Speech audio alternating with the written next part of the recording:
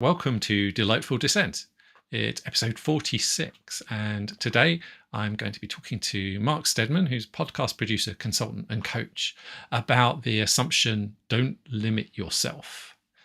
And this is a good one for me. I've definitely struggled with both internal and external limits. I have a strange relationship with both, and despite messages otherwise, I've found working against them often kind of counterproductive, surprisingly so. So I'm really looking forward to exploring this some more. So yeah, welcome to the show, Mark. Thank you for joining us. Thank you for having me. Yeah, thank you.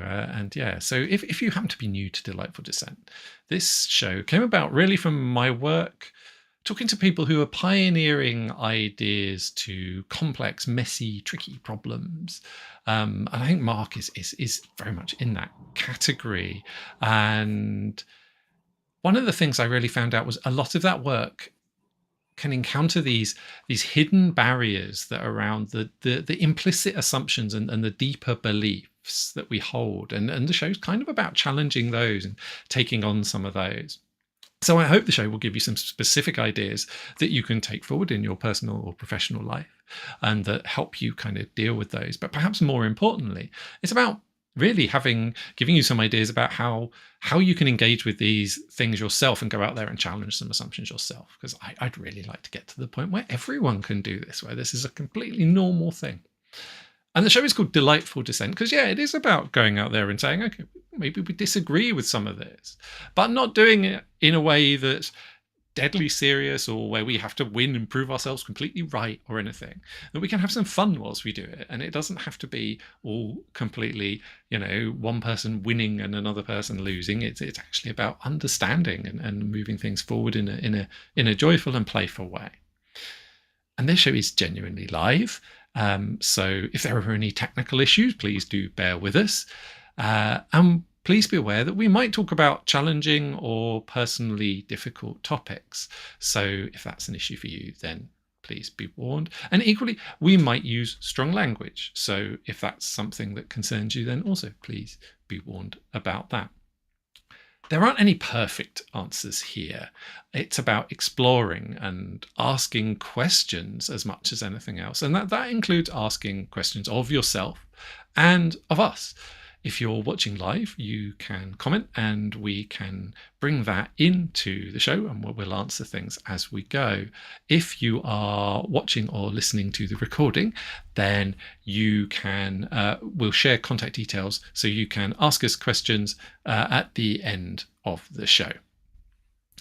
So I first met Mark. Well, I first properly connected with Mark in a discussion hosted by a mutual friend of ours, Craig Roberts, and we got into some really, really fascinating stuff in that talk. But I particularly enjoyed Mark's kind of compassionate but still getting stuff done approach, and I think it's a rare quality to combine those two things. So I really wanted to get him on the show to kind of share some more of that and some more of his ideas. So yeah, Mark, could I ask you to maybe introduce yourself and your work a little bit, please?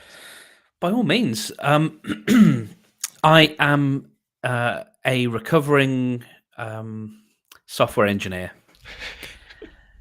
And so I sort of did my stint in a design-focused agency here in the UK, and learned a lot about how people actually use things and what's important about getting that stuff right, rather than just things looking pretty, but how do we navigate? How can we sort of design things humanely?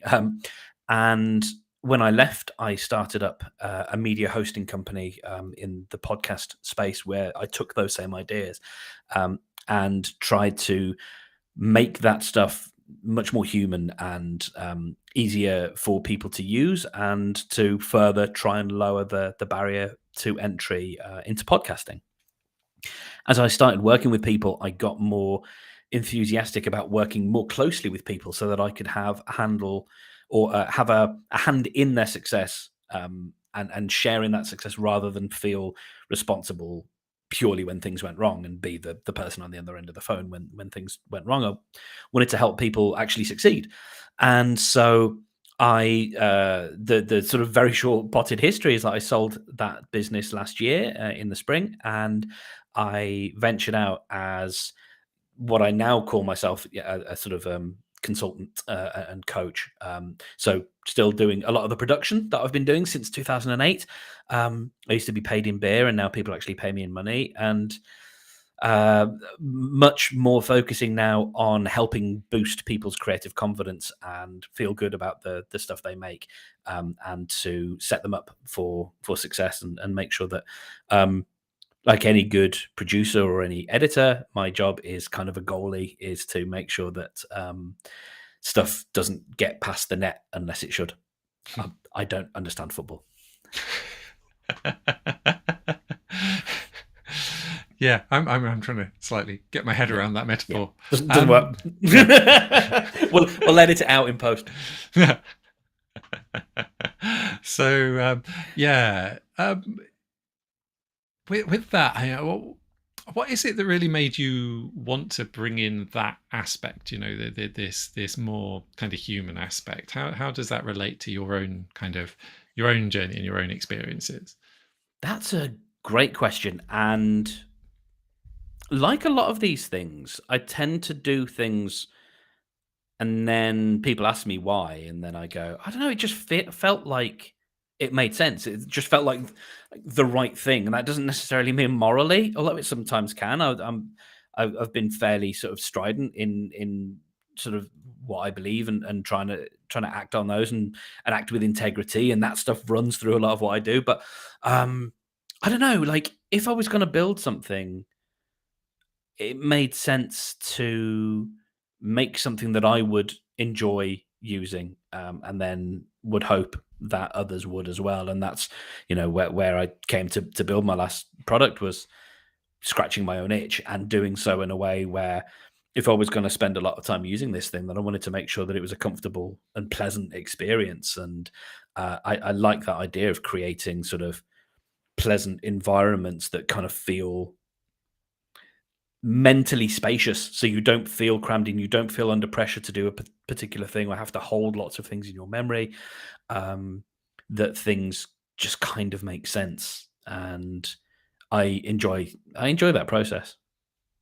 It's an interesting one, as a from a design perspective, because you and I both share a tech background, and it's not necessarily the default way that a lot of people that develop systems and software think about that kind of thing. It can often, I encounter quite a lot of conflict around my highlighting of that side of things. For example, when working in some other situations.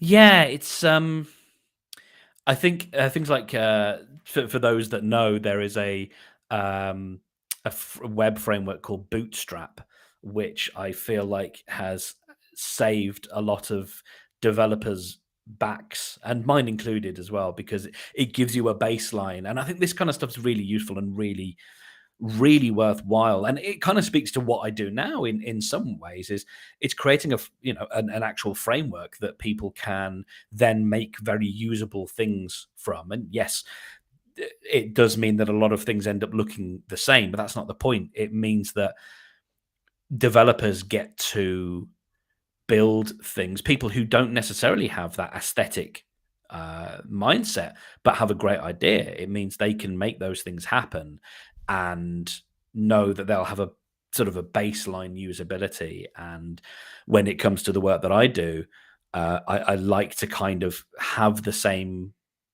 idea, really, is give people that baseline, of a sort of a sense of quality, or a sense of something that they can then kind of jump off from, I guess, or expand from.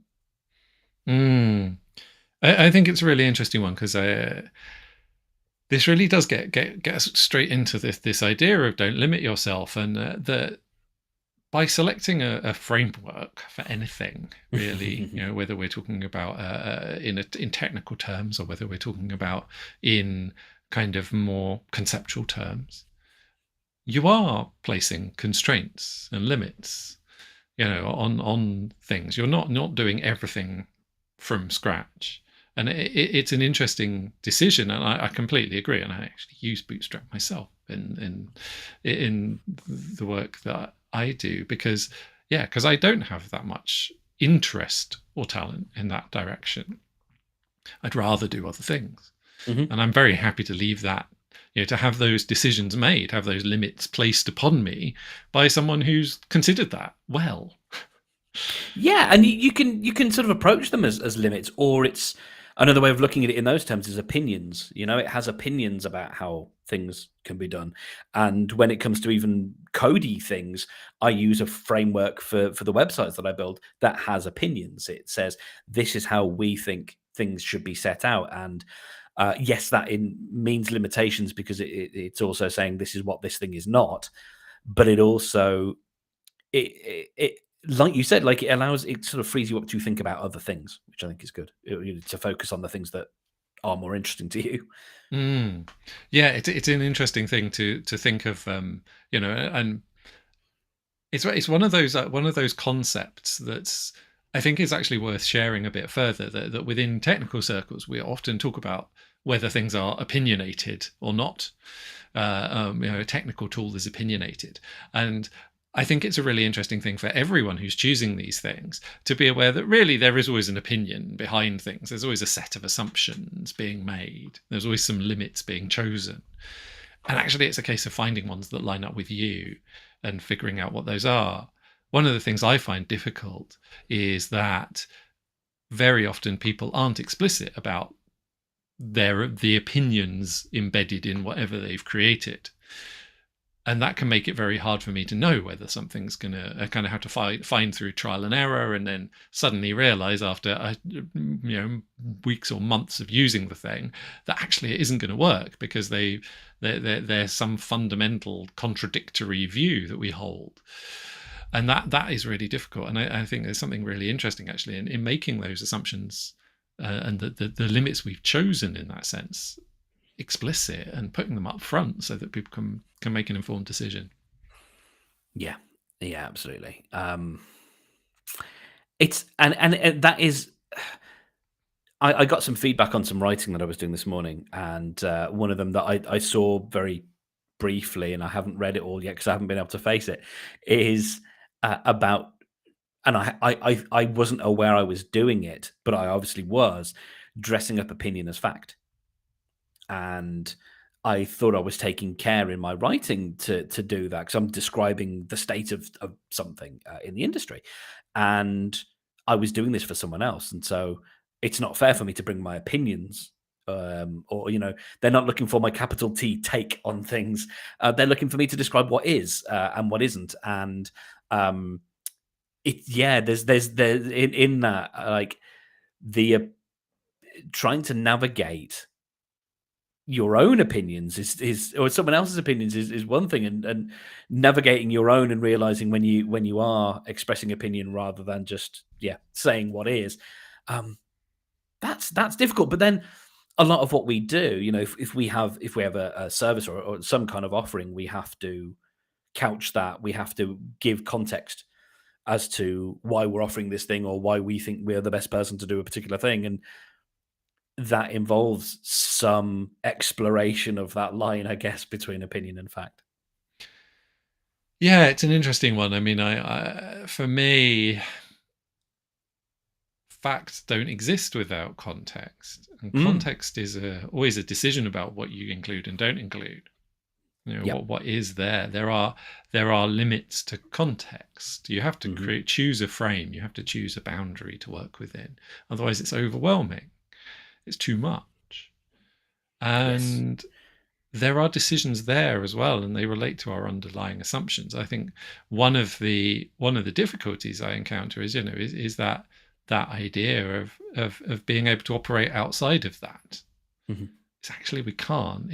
And for people that think they're operating outside of that, they're just choosing the default ones that haven't really tested, kind of haven't hit any limits. They haven't reached the edges of that for whatever reason. And I think how we position those is actually really important, and understanding our own relationship with those. Merlin Mann, who I appreciate a great deal, he wrote a lot about productivity back in the day, and he's now a podcaster. And I don't think there is a succinct quote here, because I don't know if he's ever sort of set it down properly. But he takes the opinion that a list, by definition, has to exclude things, otherwise it's everything. And so when he's talking about compiling a list of Marvel movies or Beatles B-sides or whatever, he's making a list, which means he's making a decision, which means he's using his opinion. And inevitably someone comes along and says, you forgot this, you missed this one off the list. And his point is, no, that's the point of a list. It's otherwise it's everything. Absolutely. So opinions are everywhere, turns out. Yeah, I think this idea that we can kind of fully escape them is tricky, and it really does relate to the idea of limits and limiting yourself. Is that we all have perceptual limits. We're all aware of things and not aware of things. I think for me, one of the things that comes up is if you experience the world differently in whatever way, and for me, primarily around neurodivergence, but in any different way, you more regularly encounter those limits. They're highlighted to you kind of by design, because you hit the edges of design more readily. Whereas if you're kind of right in the middle of the, of what is expected, you don't encounter that nearly as often, as far as I can tell, if ever, really. No, if you're bowling completely straight down a thing, you're not hitting the bumpers. Exactly that. And I think the difficulty is, if you do experience the world that way, you can kind of get the impression that you don't have those, that those don't exist. Mm-hmm. Yeah, definitely. As someone who was born with a visual impairment that essentially makes I am what Americans call legally blind, and what we in the UK would, I guess, term registered blind, which is fun as someone who started off by saying he worked at a design-focused agency. Yeah. Some people sometimes question the relationship between the two, but yeah. Yes, and also as someone who's exploring his own, where he sits on the spectrum, and where he sits within the vast and beautiful sparkly web of neurodivergence. I am often aware of limitations, be they real ones, be they ones imposed by others, be they the ones that I'm self-imposing, be they imaginary, be they hypothetical future, very possibly this is probably one that I've got. But I hit up against those on a fairly regular basis, and some of those are just having this particular personality, and some of them are to do with history, and some of them are because, once I was in a flea market in America and looking at the back of a CD and looking very, very closely at it, and a woman sort of grabbed my attention. I turned around and she just looked at me and just said, "You need glasses," and that was all that she said. And so, these we carry the limitations, or our perceptions of limitations with us, and we build upon them as we get older and as we learn new things. And the great thing is, lots of them get to fall away, but and we discover new ones. And sometimes the fun is figuring out which are the ones that serve us, or which are the ones that we can be happy to embrace or happy to accept, versus the ones that we want to challenge, or the ones that we're sad to accept because that, maybe that's something we thought we were good at, and then we have to realize that we're not. So yeah, I think limitations are, yeah. I've ground to a halt on that one because yeah. Yeah, I think it's a really interesting one, and the design thing is actually, one of the things for me. Whilst my my eyesight in kind of mechanical terms is fine. I don't have vision is not nearly as much of a dominant sense for me as it is for many other people for whatever reason. I'm much more I experience more of the auditory and more of the kinesthetic, the kind of 3D world. And I think, the idea of design as just being kind of visual 2D layout is an interesting one in and of itself. There's huge amount around that, and it is relating to the bits that we see and don't see, and that we don't, what we experience as part of that, as part of conscious experience, and this idea that we can encounter things that others don't, and we can not encounter things that others do, and that they're very real. They're there, they're present. It's just that we perceive them to different degrees with different kind of acuity and different sensitivity, and very often the things that we're most aware of, the most sensitive to, are things we learn can be really difficult because they're overwhelming. It's a really interesting one, and this is true in so much sensory processing, actually. But even when people have flavors that they are really averse to, it's usually because they're very sensitive to them. They experience them basically the same as everyone else, but more, and then they become a flavor they don't like. Which is I think there's a really interesting relationship there about how we relate to, when we're sensitive to things versus when we're insensitive to things.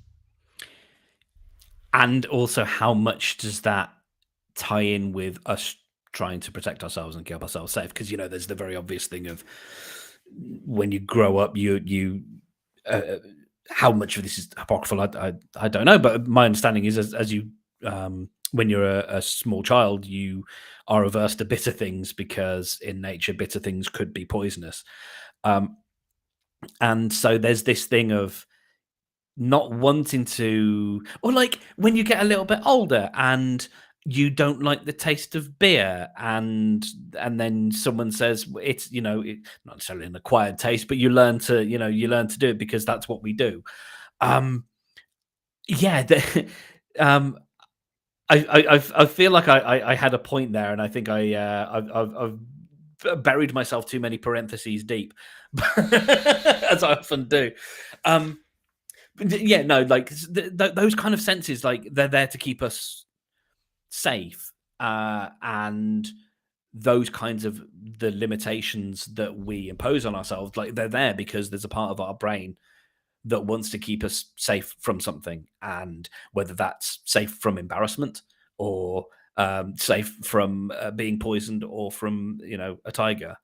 That part of our brain doesn't know which one's which, but it knows that it wants to keep us safe. And it's strange that the times when those limitations scream the loudest, or when we listen to them the most, I think those are two different things.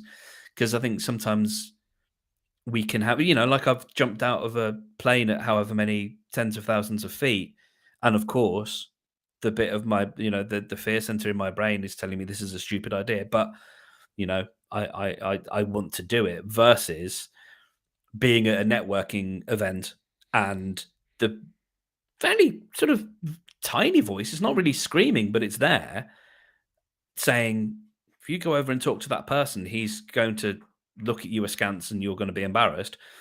That's not necessarily screaming, but that's the voice that at the time I'm listening to. That's the limitation that I'm choosing to listen to at the time.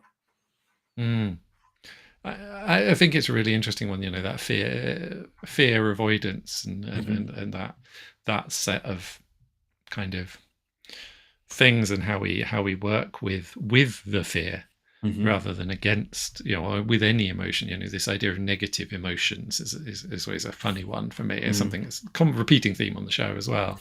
That it's like it's all feedback, and actually it's really helpful feedback, and that it's useful to work with that, and it's useful to understand that. and that it gives us the ability to work with things in a very fine degree. If we're very sensitive to something, that's actually, is and interestingly, a lot of people who work in audio production often find a lot of sound in the outside world overwhelming, or too much, because they do have that hearing, that ability to hear very sensitively, and not just on a mechanical level, but it's that it has a high degree of relevance to their experience of the world. I think is another part of it, and so and we can kind of learn to limit in that sense, and I think in a way those are, we can often see our sensitivities as limitations. And I think for me, this is where there is maybe not quite a truth in the don't limit yourself, but understanding, working with what we're sensitive to, which we might experience as a limit, we can also then experience as to some degree a strength or a capability. Yes. I'm acutely aware of so I'm going back to what you were talking about in terms of the sensory response, and thinking about sort of ASMR versus the opposite of that. I cannot remember what it's called, but it's the sort of severe aversion to particular sounds. Misophonia. Thank you. Whether it's people chewing or whatever, and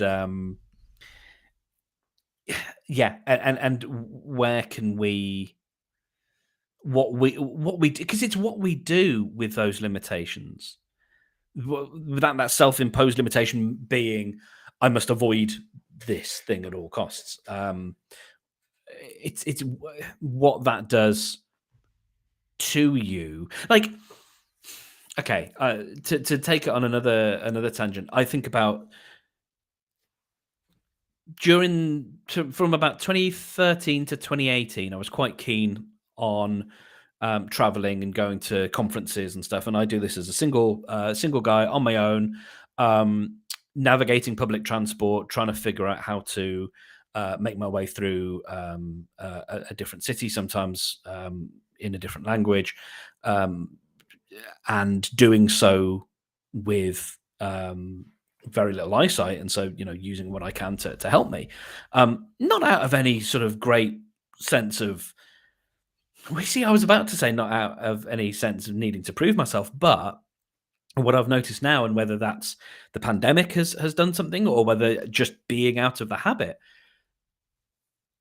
I am much more willing now to understand the limitations, to know where they are, and to know when it's okay to push around those, and but sort of get to a point where I go, okay. So if we look at don't limit yourself, I spent 3, 4, 5 years not limiting myself in that sense, going and having these little adventures and speaking at conferences and all that stuff. And now I sort of go, I know I can do that. So now if I'm thinking about another conference, someone invited me to America to go and do something this year, and I avoided telling him for a while that I don't think I want to do it, because I'm now aware, like, I know I can navigate around those limitations if I need to, but if I don't need to, I can conserve my energy and I can use that for other things. I think that's a really good point, and this is one of the things about exploring these is understanding that where we do have a limited capacity in a certain domain, is that we can be intentional and strategic about how we use that, even if that happens to be a lower capacity than some other people have. And for me, this is related to I have a very limited capacity to do things as a means to an end, and I also have a very limited capacity to do to pay attention to repetitive things that need a high degree of detail. And yet, both of those things are sometimes necessary. But I'm quite protective of when I will engage with those, when I will use those, because I know that if I use those up, I won't be able to use them for other things. And while other people have a higher capacity, might not need to be so strategic with them. And that is a really, really kind of important area for me. I think that that's actually quite and allowing ourselves to be strategic with that, even when it's different for others. That's been a really big thing for me, to say, okay, well, I don't want to do this in this way, or I have this need. And it also relates to, there's an element of, I found of essentially, I find I have a kind of different set of things that I want out of an experience as well, to some degree, because I experience things differently. And so it can be like, well, how is this going to meet my needs? And have sometimes find myself in strange situations where people are kind of justifying, like telling me that, I'm valued, or I'm worth it, or whatever.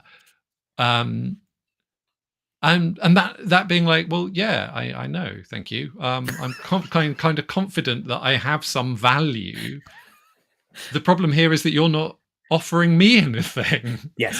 And it's a very strange conversation, particularly when you're, I don't know if that's something, it feels slightly, kind of slightly related to this. Yeah, I think so. I like the idea of because you've got to, like, if it's something like traveling around the world to do a thing, you've got to look at, there is the value to yourself in having busted through that limitation. There is the and that can feel great, actually. And having done something, I walked. I did a walk last year from Harlyn to Padstow in Cornwall, in the UK, which is a fairly long walk. It's about 3.5 hours. That's what it took me, and I was sort of navigating. I'd done some of it before. Well, I'd done the walk before, but it was the first time on my own. And there's a lot of fun there in sort of, I was fairly not fearless, but I wasn't listening to that voice until I got home and I was in my caravan and I was in bed, and I woke up in the middle of the night going, "Oh yeah, no, you could have died. Like, there's a moment where you actually could have, like, if you'd have slipped and fallen, and if you weren't sort of more careful with your footing, or you just made a mistake, or you didn't see something, you could have, being discovered by by a dog walker the next day." And having that sort of stark realization, but also, again, it comes back to, when do we choose to listen to those voices, and when do they scream the loudest? And to bring it back to that value, it was worth doing it for me, because the feeling I got when I got to the monument, or then when I sat on the harbour and looked out on all the little boats and things, and I sat there with my pasty and my ice cream, and my legs that hurt, I could sit there and go, wow, you did a thing there. You did a thing that, perhaps people didn't think that it would be wise for you to do. And you weren't careless. You weren't reckless. But you still busted through some of your own limitations and some limitations that other people, imposed on you as well. And the other thing, again, bringing it back to, don't limit yourself, question mark, is knowing when, is recognizing that that's not always going to be the case. You win some, you lose some. There will be those moments where, I went through a phase. I got a bike and spent ages picking out the right bike, and it was a really nice one. It was a hybrid bike, sort of road bike and whatever. And waited for ages, and it was on this cycle to work scheme. And I even petitioned my local the property managers here to repurpose a shed so that we could put bikes in it, and did all of that stuff.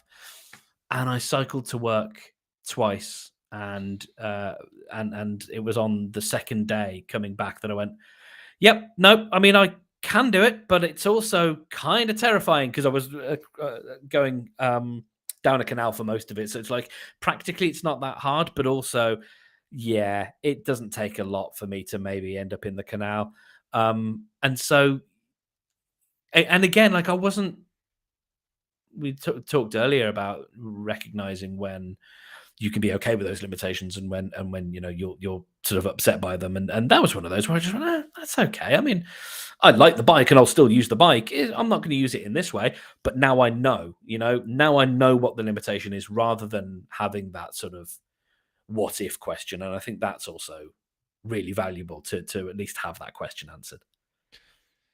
Yeah, I think for me, a lot of this is it is actually about testing the things, Yeah. moving towards them, not necessarily like, I think one of the dangers of the don't limit yourself at all approach is that you can very easily go massively over capacity, or and get to the point at which things are really hard to come back from, and then people get scared of limits at all, then Yeah. going anywhere near, which is understandable, because the two kind of go together almost.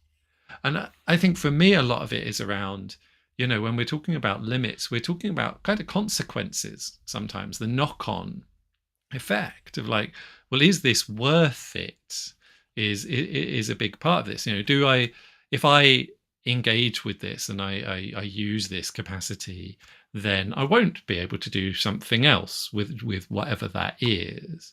And I think understanding that, and actually choosing situations, okay, yeah, that is worth this, that is worth foregoing whatever else, and what isn't.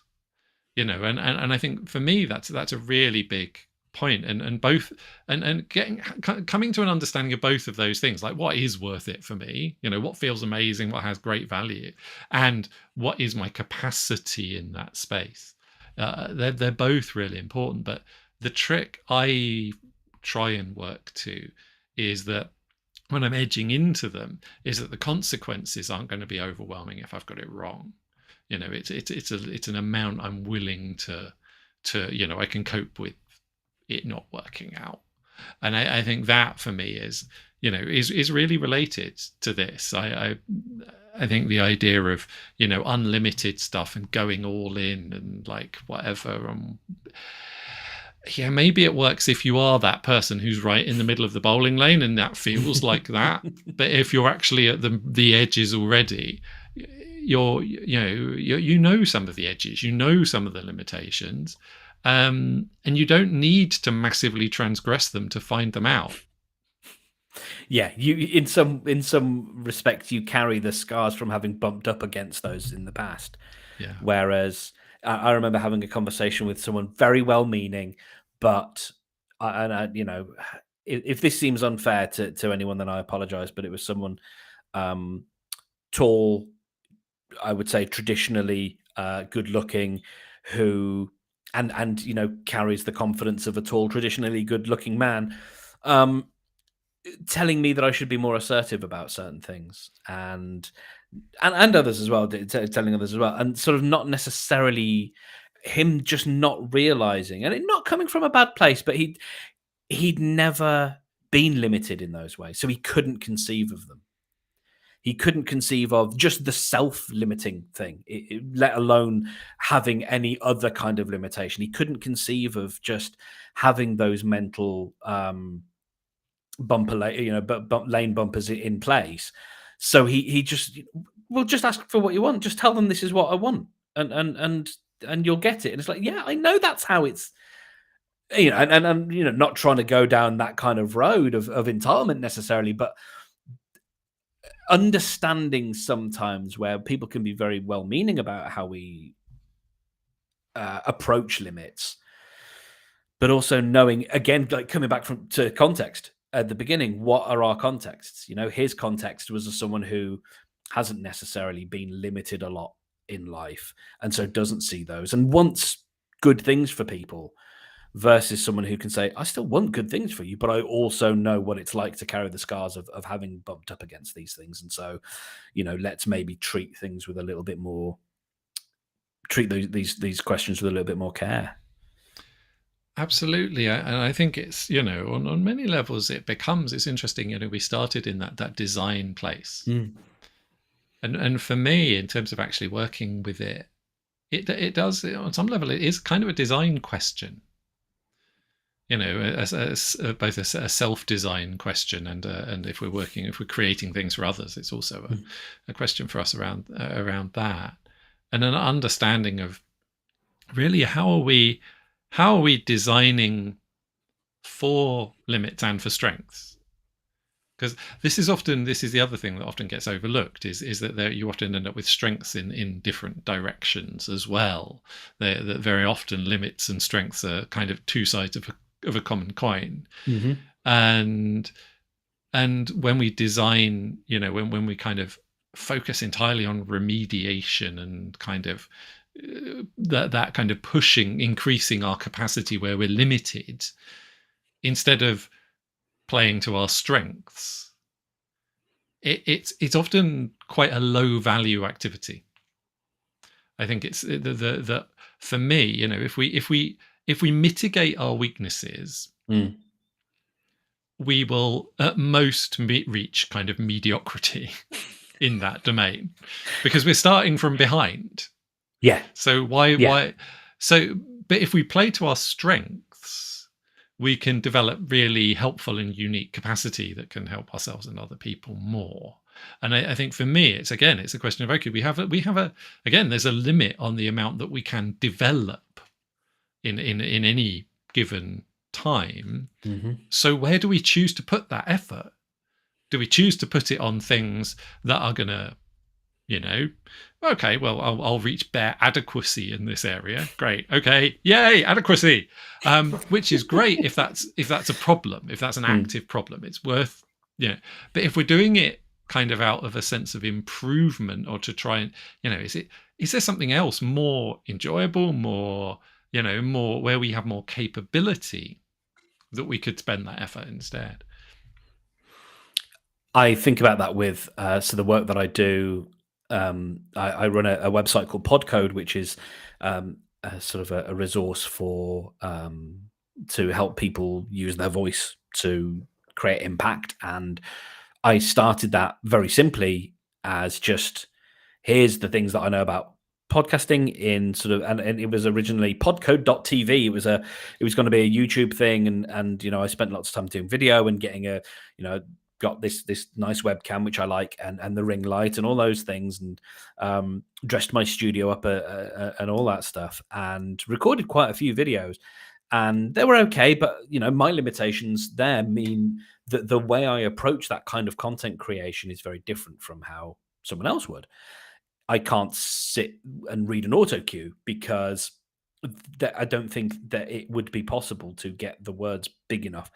There's almost a weird thing about, like, big enough is one thing, but actually close enough is a slightly different thing. And adjusting things so that the field of view is narrow enough so that I'm not sort of going from side to side as I'm speaking and reading, and so that I don't just look dead-eyed while I'm reading, so that there's a bit of animism in animation in my face. So I have to work in a different way. I have to work when I do any kind of presenting like that. I have to use so I use Keynote, and that usually means very few amount of words, very big on the screen, one slide per thought, or one thought per slide kind of thing. And I hide a mouse somewhere, and I'll sit and I'll click through. I'll use the space bar, and that's how I'll do it.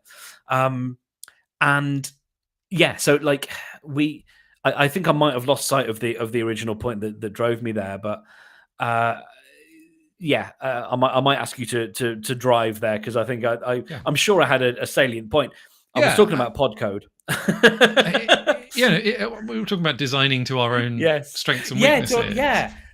Thank you. Because the point that got me there is realizing at some point, okay, I can do this, but I can get information out much more quickly, more efficiently, and more of it if I concentrate on the writing and then deliver those written words as podcast episodes and forego the video. Now I actually pretty much just focus on the written stuff, and that actually does really well. So it's, my podcasts on podcasting aren't particularly, the things that attract people's attention. It's the writing that does it. And because that came from realizing what my limitations were, and realizing where I wanted to put that time, realizing that, yeah, okay, I can get up to, like you were talking about, I can get to adequate.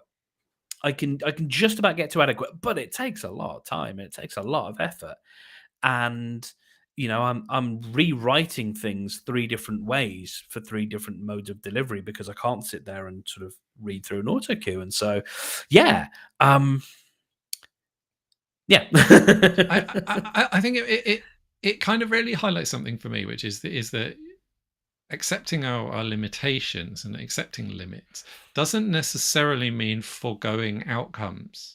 And I think that's one of the fears, is people are like, well, if I can't do this, then I can't have whatever, I will lose because out most on- people get it that way. Most people do it, achieve that outcome that way. And if that's not available to us for whatever reason, or isn't worthwhile because it's too much of a trade-off, I think there's a fear around experimenting and doing things other ways, or doing things your own way, in a way that works for you. And this show is an example. I have very limited capacity to edit and go back to things. Again, it falls into the category of repetitive revisiting, and I have to use that capacity occasionally. But if I did a show every week or every other week that involved a whole ton of editing, I just, the thought is just, I wouldn't be able to enjoy doing any of it, really, just with knowing that was a part of it. And instead, using, all of the kind of other capacities that I have, is putting together a show that doesn't require editing, that creates a complete thing, so that we can go through and works in a certain way. And also, relatedly, kind of taking clips and doing really polished bits. And that I tried that for a bit, and it turned out it takes me just as long as doing more shows. And I have much more fun doing more shows. Yeah. So I think that is a really, and the effect is the same in terms of like how many people it reaches, what it does. It's like, yes, I could increase the kind of individual thing and really do well at that and polish that, but I'm never really going to enjoy that. It's not something I value as an experience, whereas I do value the experience of the conversations themselves and the setup process and the bits that I do. So allowing yourself to kind of experiment with the bits that you do enjoy and ways to get there that aren't necessarily, the ways that are, if you do hit a limit, I was like, is there another way around this that I would enjoy? Because you can get there multiple ways. And I think those ways don't always necessarily make themselves apparent to you. I don't know. I mean, I think about that, and I think when I made the decision to stop doing video and to pivot, I was thinking about sort of what that means. I was thinking, yes, okay, it maybe means that I can get articles out more quickly, but I wasn't necessarily thinking about the fact that I could write better, and I could write exactly for the medium, and that it would reach far more people than thinking about the video. And also, it gives me fewer metrics to then check, because I'm not worried about how many people watched the video, how many people commented on the video, how many people downloaded the audio version and listened to that and shared it. I can just, monitor look at the interest in the one piece, the written piece. But to your point, I really like your point about editing. And the interesting thing with live shows is, when they're done well, is the editing is done before you hit record. The editing is done in the selection. The editing is done in, and so you are doing more work, I would say, in terms of you are spending more time. You, Matthew specifically, are spending more time in all of that prep work, so that you don't have to do the thing that maybe you wouldn't do for that long, but would absolutely, suck your energy. And that's really interesting, I think, because, yeah, like you know what those limitations. Well, self-imposed limitations, and that gets to an interesting thing about like we think about the limitations we impose or are imposed upon us, but I like the idea that you are placing a limitation on the world. You are saying this is what I will allow to be a use of my time, and so I'm now limiting the whole world as opposed to being limited by it because I'm dictating how I will spend my time in the universe, and I really like that. Mm. For me, it's an intersectional thing. It's Mm. where does this overlap? Mhm. What's worth it for me and worth it and worth it for other people, and Mhm. it only really works in that space. But I think one of the things is allowing ourselves to move in that direction often feels um, quite transgressive, quite like we're not allowed. It's Mhm. associated with feelings like you're cheating or you're not doing it properly, Yeah. and I think that theme often comes about when we do have a different set of capabilities to most other people around us. Is that for people who are right in the middle of all of that, largely if they do what they're supposed to do, it'll work. It will Mm. actually be that in the space that we're talking about. But if you're away from the middle of that, whatever number of bell curves we're talking about, which is many, then you might well find that that's not the case for you, but that there isn't then structure necessarily immediately available to work in that way. And I think this is why frameworks are useful, because they become a better than trial and error. It's like, okay, I can take what does work for me, and build on that rather than having to start completely from scratch, completely from nothing. Plus, um, giving ourselves the space to experiment and try stuff out and develop stuff, because it does actually have its own intrinsic value to do things differently in many ways. It's is when we one of the deep assumptions around all of this is essentially that we have to compete. We have to be better than in a given domain. Whereas if you do things differently, you don't have to compete. You just have to make it work because you're in a domain where there isn't any competition. And so that those are the two kind of extreme poles, right? But the more different you are, the more you are up that end of not having to compete, but instead just having to make it work, and finding places to explore, to experiment, and to make try and make it work in your own terms is is a huge part of that. Giving yourself the space to do that and finding other people doing similarly. Yeah. It really depends on who you get to work with, I think, because I'm lucky in that the people like, I don't know, for example, I take guitar lessons, and uh, my guitar teacher has never worked with anyone with a visual impairment before. And we do it over Skype. And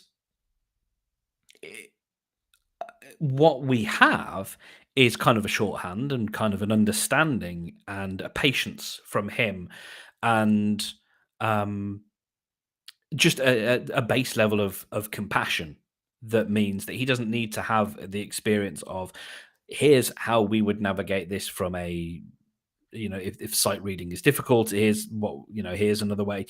I We've got to a point where, for the most part, I can express where I'm having difficulties, and that's something I've got better at as I've got older, is understanding and articulating my limitations and where they come up in unexpected ways, and understanding, like, if you show me something on a screen, you show me something with your hand, and you're playing these three strings, I can see it, I can physically kind of see where your hands are, but I can't translate that to my hands because I get confused by the flipping of the of the image then, and your left hand is my right hand and all that stuff, and the top of the guitar versus and it all just gets weird. And then we'll look at a I mean, some of the images that he sent me before are of screenshots of screenshots of screenshots of him marking up of the screenshot of a website that's got some score, some guitar tab on it,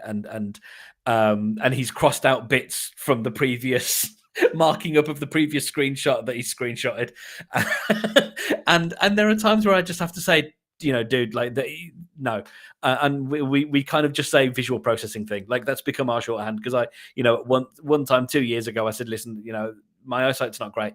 Some of this stuff is difficult, for me to process visually, and so we just have that sort of, we can just say like, yeah, visual processing thing, and we understand, okay, this might be something that needs a little bit more time or care or attention, and I need to articulate my needs and my frustrations, which is not always easy, because sometimes it's difficult. Sometimes I still feel silly, I still feel stupid, or not necessarily inadequate, but deficient, in certain areas that seem easy to other people, in just the way I process information. And some of that might also be to do with, ADHD or whatever, again, wherever I sit in that spectrum, which is probably sort of squarely in ADHD. But all these, there's fun to be had, and it's not always going to be fun. It's not always rosy. But when you can explore those limitations from a space of safety, that's really great. Sitting with a guitar teacher for 45 minutes is a pretty safe place to explore those limitations, to explore them with a friend who knows a bit about you, and you can test those boundaries, like those, finding ways to discover those and play with them is great. And I think that maybe comes with getting older, not necessarily with what you might call traditional confidence, but a kind of confidence to go, all right, I'm not gonna like be I'm not going to die by testing this limitation. I can do so safely, and that's okay. And the people around me don't think I'm foolish if I struggle. I think that it would be helpful if we had a different word for the kind of confidence that comes from having explored and knowing, being comfortable with your limits, versus the kind of confidence that comes from never having met them. Oh, what a great, yeah, absolutely. I bet there's a German word for it. But yes. Almost certainly. Yeah. But no, you're absolutely right. That sort of being almost sanguine. I don't know if that is the right word, but yeah, being there's a kind of satisfaction there, and a kind of contentment almost of, when I say I know my place, I don't mean, in a way that we should all know our place, but I know where I sit, and that's okay.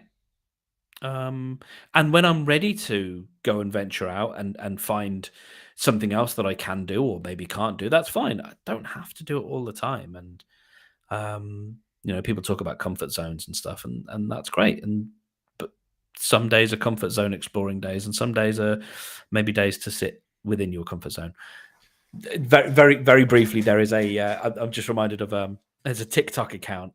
I only follow it occasionally on Twitter, which is it's a dog. I've forgotten the name of the dog, but every day the dog's owner picks the dog up, and we find out whether the dog has bones or no bones. Meaning, if he picks the dog up and the dog sort of slumps to the floor again because he's an old dog, then we know it's a no bones day. It's a day for us to take care of ourselves and look after ourselves and be kind. If the dog stands on his own volition, it's a bones day. The dog has bones. It's about going out there and getting what's yours. And I love that. It hits me, and I saw your reaction as well. Like, it hits me in such a great place of, some days are bones days and some days are not. Some days are for exploring and testing boundaries, and some days you just want to sit and eat a pot noodle and be okay with where you are. Yeah, rest and letting go and surrender are part of work. Yeah.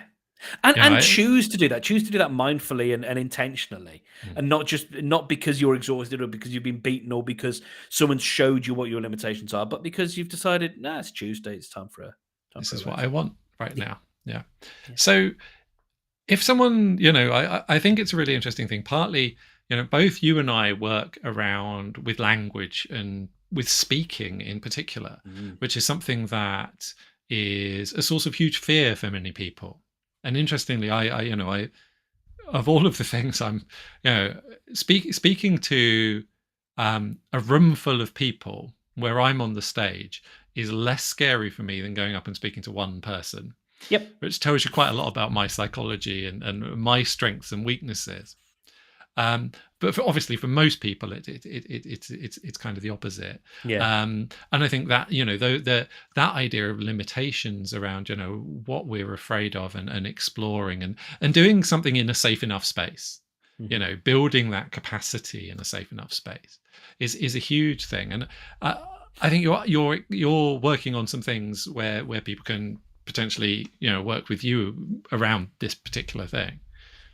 I am, and I've been lucky in the last few months to work with people that from different backgrounds that often struggle with being able, even understanding whether they have a right to say things. You know, whether anyone will listen, whether anyone will care, and then whether they're the right person to say them, and they have the right voice or whatever. And I'm if it sounds like I'm speaking dismissively, it's because I don't dismiss those concerns, but those are things we can address, you know, and those are things we can work through. And um, I relish the process of helping people get over that. There's some people who've been really kind of terrified of the process, of because it feels vulnerable. I talk a lot about the impact that the human voice can have, and how persuasive it is, and that cuts both ways, because obviously if we're talking about how deeply persuasive and intimate it can be, then that can be terrifying for someone, because that can feel like a big responsibility, that there's this thing they've got to wield. And so I'm working with. I enjoy working with people on that, and I'm in the process right now of researching and developing a program that I hope to start in the spring, um, where we work with a few people to help sort of those who are minded to change the world in small ways, in big ways, to help them sort of develop that voice, and essentially to come out of the program having made a podcast, or having started a podcast that they feel comfortable with, and with that mixture of me being a goalie and making sure that I'm not going to let anything substandard slip through the net to go back to football, but also sharing that with the wider group as well, and knowing that there are people in your cohort who appreciate you, and have heard you, and also don't think you're silly, and don't think that your voice sounds weird, or don't think that you have no right to say what you have to say. Um, Too many double negatives in there, but yeah, that's the work that lights me up, and that's what I'm really pleased to be able to be working on now, is in that group setting, because there's so much that can come from learning from others, and with others, and sharing in other successes, and all that stuff. And so yeah, that's sort of what I'm doing now, and it does start with that understanding of, let's look at these limitations. Some of them we can navigate around. Some of them are just up here in your brain, and that doesn't mean we dismiss them, but it means that we can at least speak to them. Mm, that's wonderful. Thank you. And so we've got a link to your website Mhm. and to your LinkedIn profile in the show notes if anyone wants to get in touch. Is there anything else, any other way, you know, people can reach out, or any, what would you like people to, you know, if they're interested in that, obviously, but anything else you'd like people to connect around, or talk to you around? Um, if you are at all interested in using your voice, if you have a show, if you are thinking of using your voice for anything, because I may be doing some work, or I am doing some work later in the year that won't just be around podcasting specifically, but will be around how we use our voices. Um, And so if that's of any interest to you, then do please get in touch. Yes, you can follow the link in the show notes to LinkedIn. You can also email mark@origin.fm, and I'd be happy to talk to you about that. And it may be something that we can work on later as well to help you make the most of this incredible innate gift that we have to connect with people. Fantastic. Thank you, Mark, and thank you so much for being on the show and Thank you. for the conversation. Fascinating, really. I like it's not uncommonly the case, but it's very nice to end a show thinking, oh, there's so much more I want to talk about on that topic. So yeah, thank you. Thank you. And yeah, thank you everyone in the audience as well. I hope that got you thinking. If it did, do reach out and ask. Contact me or Mark about any of the stuff we've talked about. And yeah, and it really is you in the audience that make this possible, or at least give me an excuse to talk to really fascinating people, which is one of the things I really like doing. So yeah, do share it out with anyone, and engage, talk to us, talk to other people about it, ask questions, get inquisitive and curious. Upcoming and past episodes are available both on YouTube and LinkedIn, and you can find the audio version of the podcast available if you search Delightful Dissent on your favorite podcast platform, though with my unfortunately repeated caveat that those are a bit out of date at the moment, and I am still working on a way to resolve that, and there will be a whole load of updated versions relatively soon. Next episode, I'm going to be talking to Ebony, priestess of alchemy, about the assumption that you should justify yourself. I love the way that these join up unconsciously, without any intention, conscious intention anyway on my part to do it. That idea of justifying and limits and really do line up. And I think I've spent a huge amount of time and energy trying to justify my feelings and my needs and all of that stuff. And I still have a reflexive response to kind of over explain and over kind of position. And it's not helpful. It doesn't help anyone, particularly me. So I'm really looking forward to getting to this idea of self-justification, the need to justify yourself and where it comes from. So I hope you can join us live for that, and that will be at 1 p.m. UK time on Tuesday, the 15th of March. So I hope to see you then. But in the meantime, please do go out there and make some delightful dissent of your own. Thank you and goodbye.